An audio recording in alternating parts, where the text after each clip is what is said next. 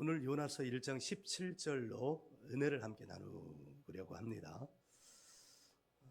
근데 말씀을 읽는 동안 요나서 1장 17절을 함께 읽습니다 이렇게 하는 동안 또 하나의 구절이 딱 떠오르게 했는데 어느 구절을 하나님이 떠오르게 하셨을까요? 로마서 1장 17절 말씀을 떠오르게 하셨습니다. 그런데 이 요나서 1장 17절과 로마서 1장 17절은 하나님의 마음을 같이 표현하고 있는 말씀이에요. 일단 로마서 1장 17절을 우리 찾아서 한번 읽어보겠습니다.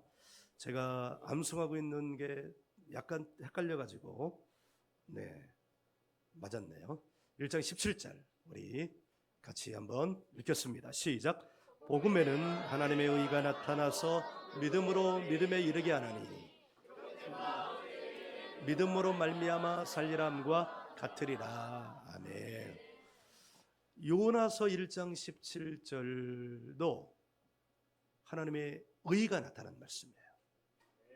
그러니까 표현은 다르지만 내용은 똑같은 말씀이에요. 하나님의 의의 말씀, 하나님의 의가 믿는 자에게 어떻게 그 인생의 현실, 역사의 현실에서 나타나는가 하는 말씀이에요. 오늘 말씀을 준비하면서 저는 은혜를 많이 받았어요. 요나서 안에 감추어진 새로운 차원의 말씀을 받았어요. 저는 요나서 1장 17절의 말씀으로 오늘과 같이 진행되는 설교를 들어본 적이 없습니다. 다른 분의 설교를 안 들어서 그런가? 그런데 들어본 적이 없습니다. 그만큼 은혜를 많이 받았습니다. 그래서 그 은혜를 계속 되새기니 이 예수님의 말씀이 떠올랐어요. 밭에 감추인 보화. 천국은 마치 밭에 감추인 보화, 땅속에 묻히 아무도 모르는 보석. 천국은 여기까지 1절만 하는 게 좋아요. 마태복음 13장에 기록된 천국에 관한 세 가지 비유의 말씀인데 그 세 가지 비유의 말씀이 다 한 절씩만 기록이 되어 있는데 그 천국에 감추인 보화는 마태복음 13장 44절입니다. 어떤 사람이 어느 밭에 보화가 감추어 있다는 걸 알았어요. 그리고는 너무 좋았어요. 그런데 입을 막았어요. 누군가 볼까 봐. 그런데 입을 막고 너무 좋았어요. 여러분 너무 좋으면 다른 사람이 눈치를 챌까 봐, 내가 너무 좋아하는 것을 보고 그 실체를 알까 봐 어떻게 해요? 입을 감고 이렇게 하잖아요. 아마 그랬을 것 같아요. 그리고 집으로 막 달려갔어요. 자기가 가지고 있는 모든 소유를 다 팔았어요. 이 사람은 그 밭에, 자기가 발견한 밭에 감춰진 보화가 자기가 지금 소유하고 있는 모든 것보다, 예를 들어서 시공 특허법률사무소보다 더 크다고 믿고 시공 특허법률사무소를 팔아 이 밭에 감추인 이 보화를 위하여 그 밭을 어떻게 했어요? 사버린 거예요.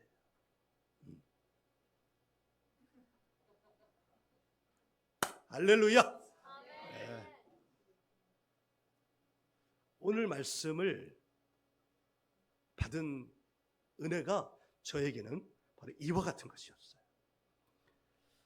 그래서 이 은혜가 오늘 여러분에게 꼭 전해줬으면 좋겠다는 그 간절한 염원을 담아서 그 은혜가 사라지기 전에 막 테이프를 쳤습니다. 잘 들어보십시다. 요나가 지난주에 물에 던져졌잖아요. 어떤 물에 던져졌냐면 잔잔한 물이 아니라 거센 폭풍, 뱃사람들도 공포, 두려움, 속수무책으로 당할 수밖에 없는 그 폭풍 속으로 던져져 버렸습니다. 여러분, 우리가 영화 속에서 보면 큰 폭풍이 일어난 바다에 배 한 척이 떨어진 걸 보면 어떻게 해요? 다 죽었구나 생각하죠. 사람이 막 떨어져요. 그러면 어떻게 해요? 아, 저 사람 죽었구나 우리 생각하잖아요. 그러다가 주인공도 떨어져요. 그러면 어떻게 생각해? 깜짝 놀라지만 어떤 마음이 들어요? 주인공은 죽지 않을 거라는 안심이 있죠. 일단 16절까지 상황의 요나가 바로 그런 상황입니다. 그 물속에 떨어지면 죽어요. 우리 인생도 그렇죠. 큰 어려움이 닥치면 어떤 생각을 하냐면 끝이구나. 암담한 앞이 보이지 않아. 앞이 캄캄하구나. 뭐 유형 무형의 어려운 일이 생기면 그렇게 마음을 가질 수 있어요. 지금 요나가 그런 거예요. 그런데 요나 1장 17절은 16절까지의 상황을 보면서 사람들이 갖는 그와 같은 상황, 처지, 형편, 판단과는 전혀 다른, 오늘 말씀에 상상이라는 단어를 사용했는데 상상을 초월하는 장면이 펼쳐집니다. 이 말씀 1장 17절은 사실은 조금 이렇게 이 받은 은혜를 담아서 표현하면, 좀 과장되게 표현하면 성경을 통해서 하나님이 이 세상의 사람들에게, 여러분들에게 야, 내 마음 좀 알아줘. 내가 어제 우리 리누젠들하고 마음 알아주기 패트를 했어요. 리누젠들은 우리 선교사들이 자기들의 마음을 안 알아준다고 하고, 우리 선교사들은 니네가 우리 마음 안 알아주는 거야. 서로 마음 알아달라고 배틀을 했거든요. 이 1장 17절도 그래. 하나님이 이 구절을 여기다 딱 집어넣으면서 얘들아, 나의 창조물들아, 나의 형상으로 지어진 인생들아, 제발 정말 나의 마음을 좀 알아줘 라는 정말 간절한 하나님의 마음이 담겨진 구절이라고. 저는 막 그 마음이 확 들어오는 거예요.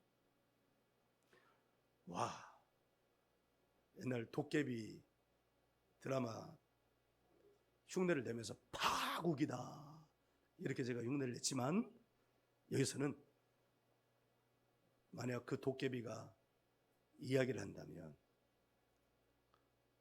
반전이다, 대반전이 바로 여기 17절입니다. 17절 보세요.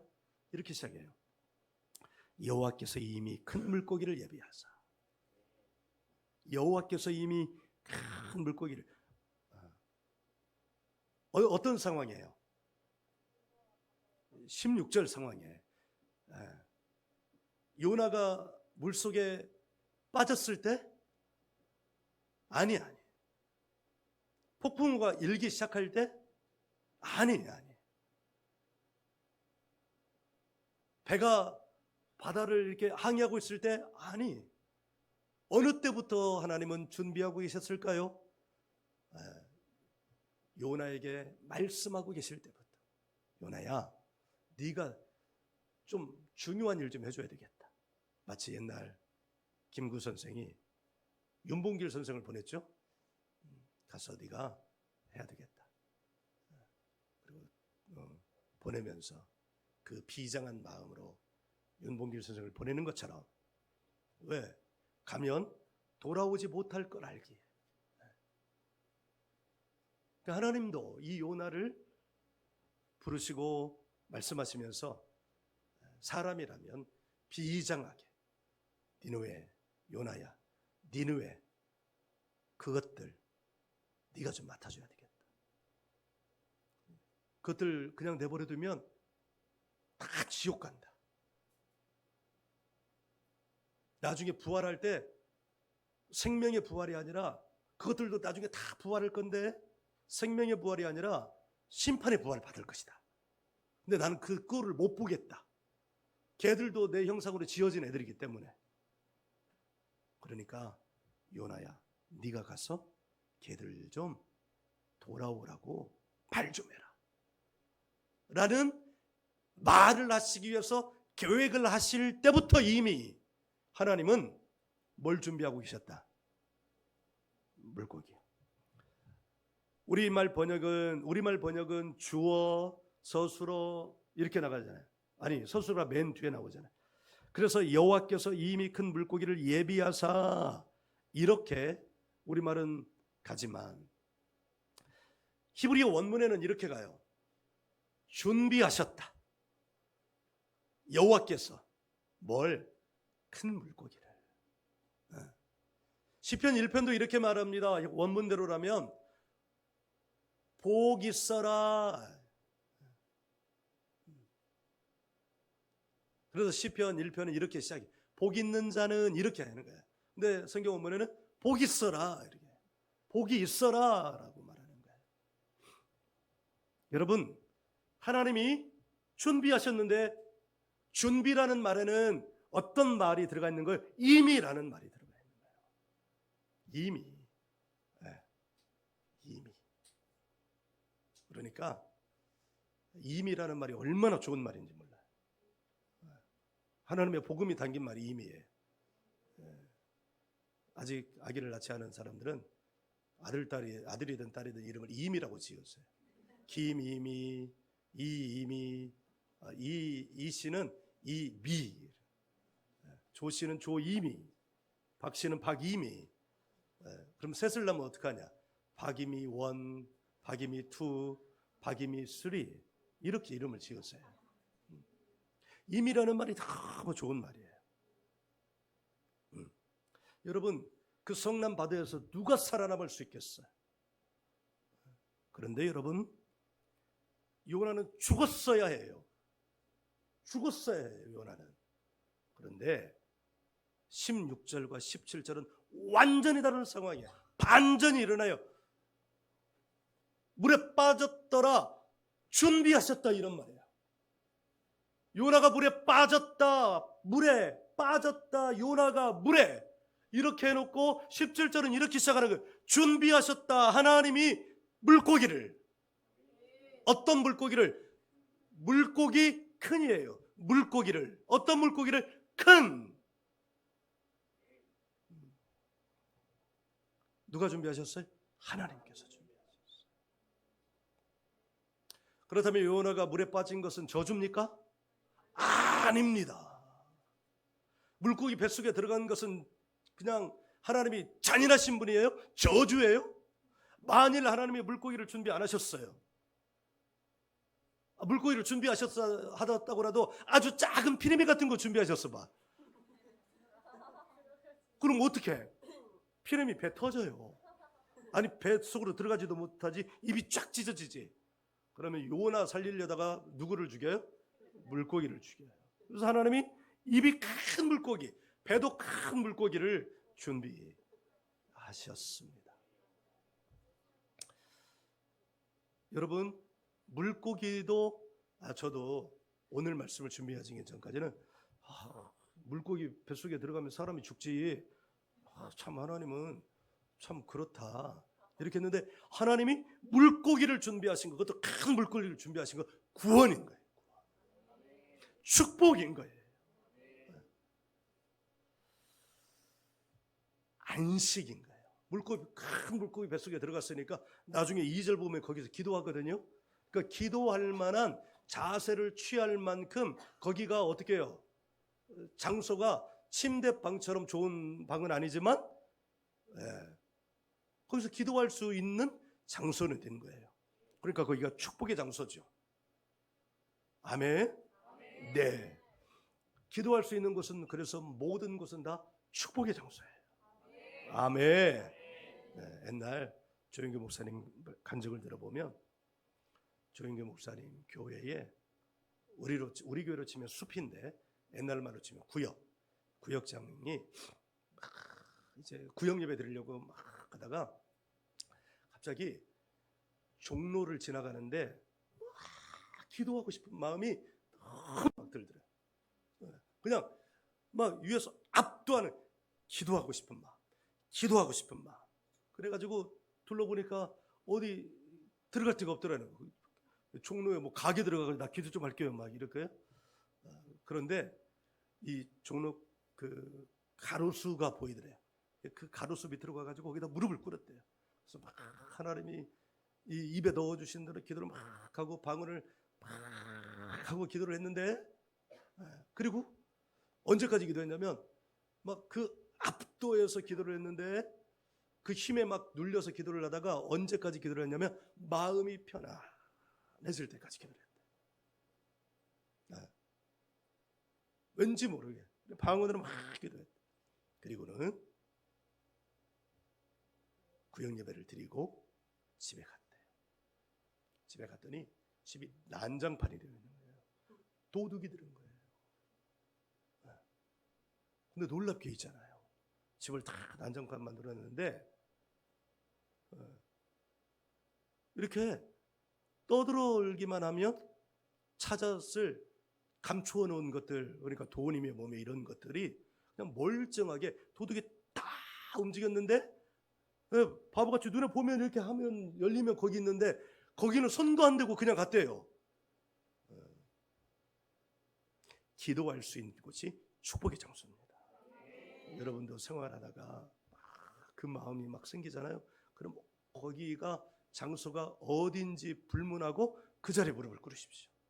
그리고 어떤 기도하려고 그러는지 막 만들어내지 말고 그 부어주시는 막 기도를 하세요. 그 방언이 정말 좋은 거예요.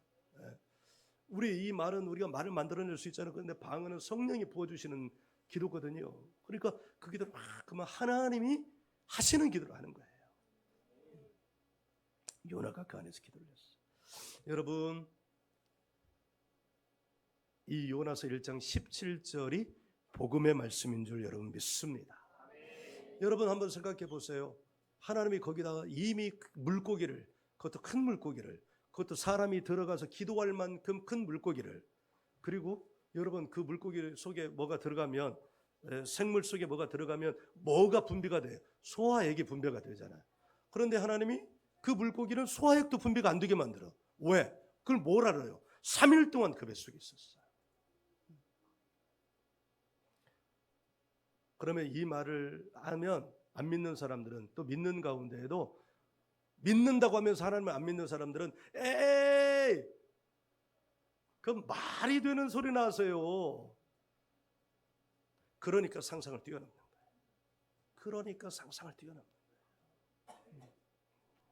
하나님은 어떤 분이셔요? 상상을 뛰어넘는 분이에요. 성경을 보세요. 상상을 뛰어넘는 거예요.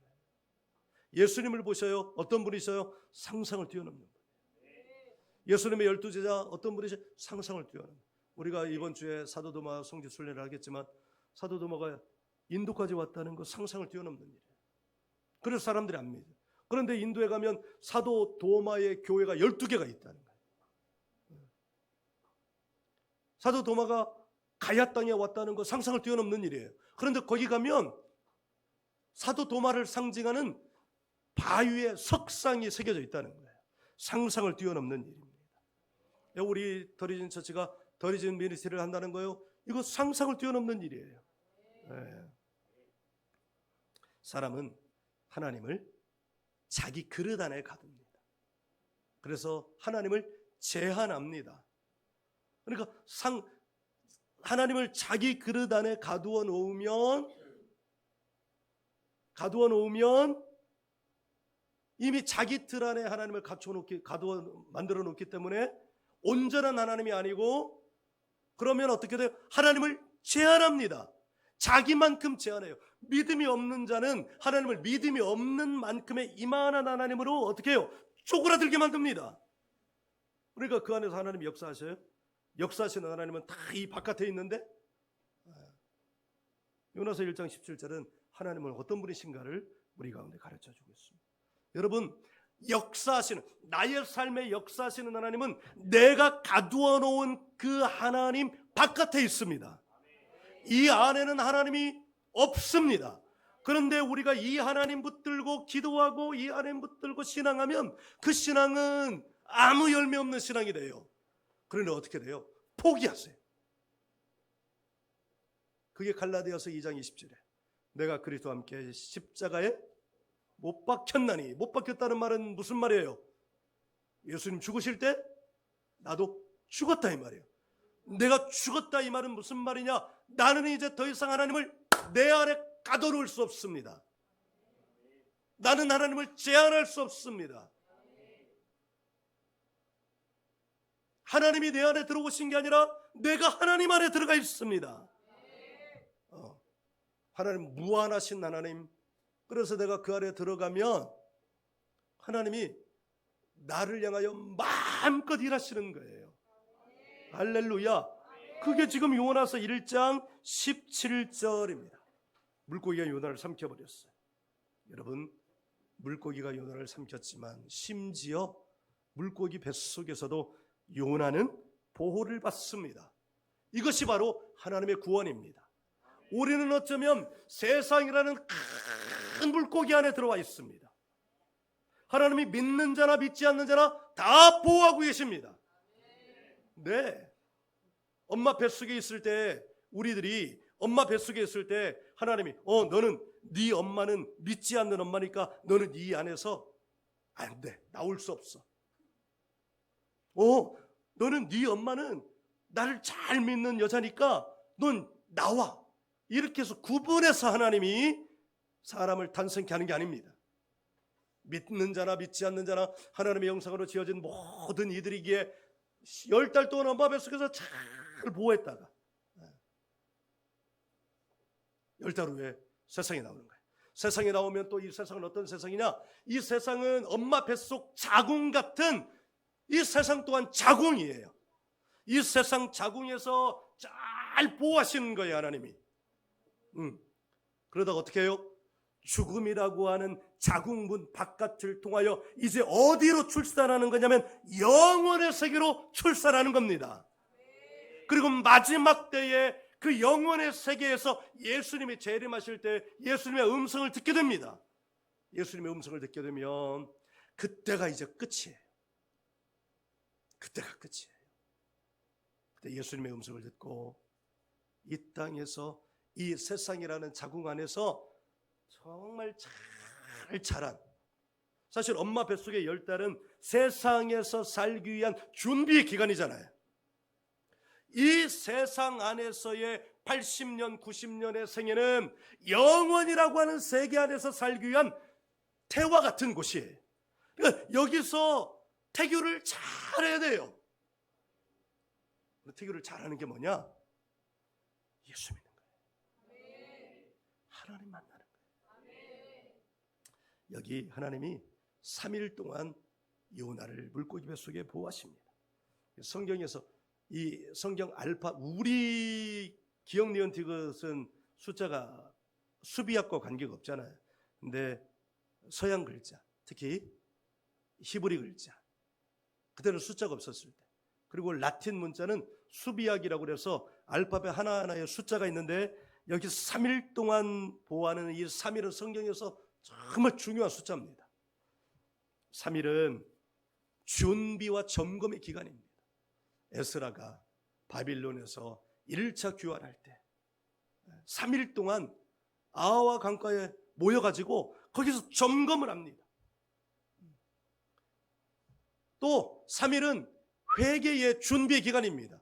요셉이 형제 관계를, 어그러져 버린 형제 관계를 잘 풀어가기 위해서 자기 형제인 줄 알면서도 감옥에다가 며칠을 가뒀냐면 3일을 가뒀습니다. 그리고 문제를 풀어냈습니다. 가장 결정적으로 예수님은 육체의 생명이 끊어진 다음에 죽음의 무덤에서 며칠 동안 있었어요? 3일 동안 있었습니다. 그리고 부활하셨습니다. 죽음에서 부활로 변화된 것입니다. 여러분, 우리 성경은 이와 같은 상상을 뛰어넘는 일들로 가득 찼습니다. 한마디로 예수님이 비유하신, 천국을 비유하신 밭의 감주인 보화, 사실 성경이 밭의 감주인 보화입니다. 그러니까 예수님을 믿고 하나님을 만난 사람들, 처음에 예수님을 믿고 하나님 만난 사람들은 막 감격이 너무너무 큰 거예요. 그래서 뭐 자기 집이라도 딱 팔아서 낼 정도로 막 그런 은혜 가운데 사는 거예요. 그런데 그 은혜가 식으면 안 됩니다. 우상을 가야. 성경을 통해서 하나님을 만나고 예수님을 만나고 성령을 받고 구원을 받습니다. 성경이 상상력이 말로 다 할 수 없는 상상을 뛰어넘는 책이라면, 이것을 오늘날의 언어로 표현하면 성경은 매우 뛰어난 혁신의 책입니다. 혁신이라는 말은 가죽을 새롭게 한다는 말이에요. 어떻게? 가죽을 벗기도 새롭게 한다는 말이에요. 그러니까 혁신이라는 말은 고통도 담겨져 있고 상상도 담겨져 있는 거예요. 여러분을 혁신한다면 어떻게 해요? 혁신. 말뜻 그대로 한다면 여러분을 혁신할 때 어떻게 혁신해요? 여러분 가죽을 벗기는 거예요. 머리끝부터 발끝까지 여기를 금을 내가지고 한 번에 계란 까듯 잘못 계란을 찌면 어떻게 돼요? 까도 막 살도 같이 나오고 막 이렇게 하잖아요. 그건 혁신이 아니에요. 계란을 잘 삶은 계란은 어떤 계란이냐면 한번 딱 쳐가지고 딱 벗기면 껍질만 딱 하고 알맹이는 그대로 있는 거예요. 진짜 좋은 혁신은요, 껍질을 한꺼번에 싹 벗기는 거예요.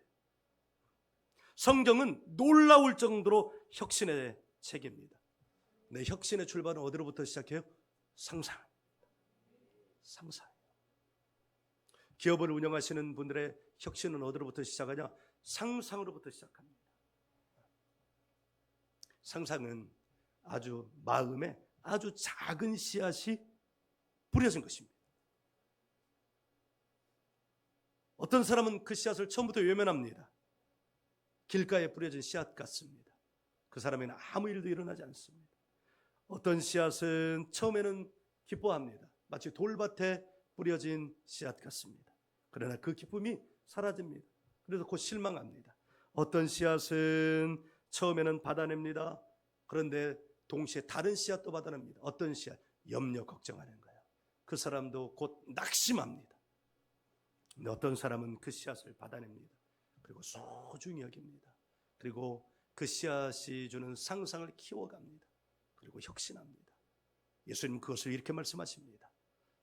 좋은 밭에 심겨졌다는 것은 그 말씀을 듣고 받아, 그 말씀을 듣고 받아 100배, 60배, 30배의 결실을 맺는 자니라. 그 말씀은 뭐예요? 하나님의 말씀이에요. 예수님의 말씀이에요. 근데 그 말씀은 어떤 말씀이에요? 바로 이런 말씀이에요. 요나서 1장 17절과 같은 말씀이에요. 상상을 뛰어넘는 말씀이에요. 하나님의 말씀은 상상을 뛰어넘는 말씀이기에 어떤 자는 그것을 받아내지 못합니다. 근데 어떤 자는 그 말씀을 다 받아냅니다. 받아내는 사람은 믿음이 큰 사람이에요. 받아내지 못하는 사람은 믿음이 그릇이, 믿음의 문이 좁은 사람입니다. 그러니까 믿음의 문을 다 넓혀야 합니다. 예. 아예 그 문에 제한이 없게 넓혀야 합니다. 예수님이, 하나님은 그걸 이렇게 말씀하세요. 내 입을 크게 열라. 믿음의 입에 그 입을 크게 여세요. 한번, 예, 내 입이 믿음, 내가 믿음이죠. 그죠? 내 믿음이 내 바깥에 있을 리는 없잖아요. 내 믿음은 내 안에 있을 거 아니에요. 그럼 내 믿음의 입은 어디예요? 믿음의 문은 어디예요? 입이잖아. 입. 예. 입을 크게 열어봅니다. 자, 준비. 예. 하나님이 말씀하신 내 입을 크게 열라고 말씀하셨어요. 자, 입을 크게 여는 동안 하나님의 상상이 들어갑니다. 하나, 둘, 셋.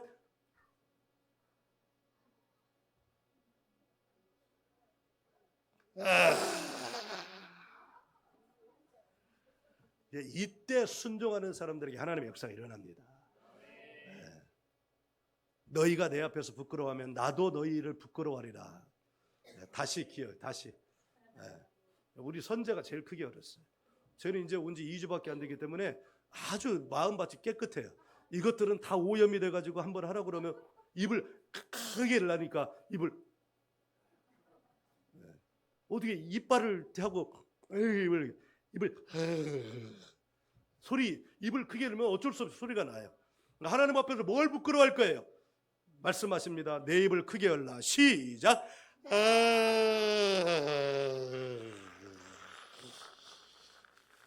잘했어요.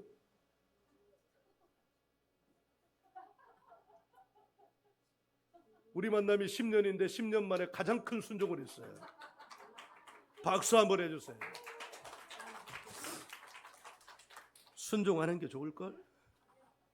여러분, 하나님의 백성인 이스라엘은 어떻게 이루어졌는가에 대해서 다양한 분석을 합니다. 정치, 경제, 사회, 문화 이렇게 다 옳습니다. 그런데요, 그들의 지혜의 책이라고 말하는 탈무드는요, 성경을 정말 다양한 관점에서 연구하고 그 결과를 기록한 게 탈무드입니다. 그리고 지금도 탈무드는 쓰여지고 있습니다. 그 탈무드는 성경의 주석책입니다. 거기에는 모든 영역을 망라합니다. 정치, 경제, 사회, 문화, 교육, 과학 모든 영역이 다 들어가 있습니다. 그들은 말씀을 상상합니다. 하나님의 말씀, 성경 안에 기록된 하나님의 말씀을 상상합니다. 그리고 거기에 멈추지 않습니다. 그 상상한 것을 자기들의 삶으로 가지고 옵니다. 삶으로 가져오면 어떻게 돼요? 그게 혁신입니다. 지구상에서 지금 가장 많은 벤처 기업이 탄생하는 나라가 이스라엘이라고 말합니다. 오늘도 이스라엘에서는 벤처가 탄생합니다. 그에 필적할 만한 나라가 한국이라고 말합니다. 그런데 차이가 많이 납니다. 이유가 있습니다. 우리는 말씀을 기초로 한 상상이 아닙니다. 거기는 말씀을 기초로 한 상상입니다. 만일 우리가 말씀을 기초로 한 상상을 하여 나간다면 그 말씀이 우리 인생을 혁신할 것입니다. 오늘 말씀을 보십시오. 딱 한 구절이에요. 이 한 구절에 하나님의 모든 것이 다 들어있습니다. 복음이 들어있습니다. 복음에는 하나님의 의가 나타나서 믿음으로 믿음에 이르게 하나니 오직 의인은 믿음으로 말미암아 살리라 함과 같으니라. 아멘. 사람의 상상을 초월하시는 하나님, 위기를 기회로 반전하시는 하나님, 3일의 시간이 하나님의 시간을 가르쳐 주시는 하나님이십니다. 여러분, 우리의 시각이 바뀌기를 원합니다. 바뀌어야 합니다. 상상의 하나님 만나십시오. 하나님의 형상이라는 말 안에는 하나님은 상상하시는 하나님, 혁신하시는 하나님. 그래서 창세기 1장은 뭐예요? 그냥 우주의 혁신인 거예요. 혁신. 상상력이 넘치는 그리스도인이 되시기를 원합니다. 혁신하는 그리스도인이 되시기를 원합니다. 상상으로 가득 찬 인생, 혁신으로 가득 찬 인생이 된다면 얼마나 멋지겠어요. 아멘. 혁신을 다른 말로 바꾸면 변화예요. 변화보다 혁신이 더 강하지. 상상, 변화, 혁신. 그러면 그 인생은 어떤 인생이 되느냐? 상상을 뛰어넘는 인생이 되는 거예요. 상상을 뛰어넘는 기업이 되는 겁니다. 상상을 뛰어넘는 교회가 되는 겁니다. 상상을 뛰어넘는 국제학교가 되는 겁니다. 우리는 날로 날로 상상을 뛰어넘어 혁신에 이르르는 우리 모두가 되기를 주의 이름으로 축원합니다. 아멘.